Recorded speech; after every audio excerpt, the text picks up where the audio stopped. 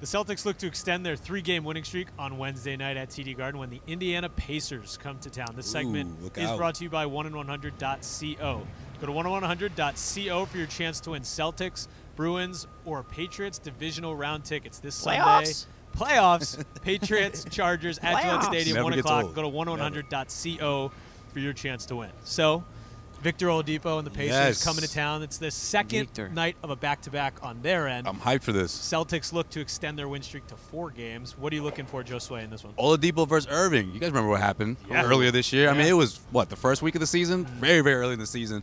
But, man, these two went at it. And Oladipo, we know what he's capable of. When he gets going in the fourth quarter, his team is very difficult to beat. And at this point throughout the season, I mean, they're clicking. You know, they've dropped a couple of games that maybe they shouldn't have. But for the most part, I mean, for a top 3 team in the Eastern Conference, I mean, this is a matchup that I think Oladipo is obviously looking forward to. And I can't wait. You know, point guard matchup, plenty of shooters. I think it's going to be a high-scoring game. A lot to look forward to. I love the Pacers. They've always just been like a hard-nosed team. I don't know if it's just because they're from Indiana or what it is, but like they play a tough defense. Got that Larry Bird blood, man. That's what it is. Yeah, it's that Larry Bird coming at you like that. Victor Oladipo is one of my favorite players. This guy, two-ways player. He's so good. He's so damn good. He's one of the most, I saw a stat, he's basically the most clutch player in the NBA this year based on points.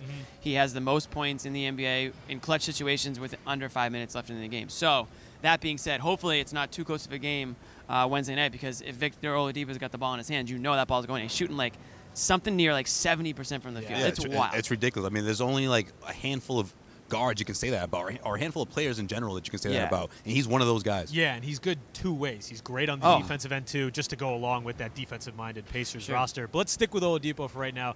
Last 3 times they've played the Celtics, Oladipo has, correct me if I'm wrong, but I think it's 35, 27, and 24 in those games. No, I have no idea. It's definitely right. I'm right. I know I'm right. That's spot on, man. It's right up here. So either way, he has given the Celtics plenty of problems in the past. The Celtics have lost their last 3 games against the Pacers as well.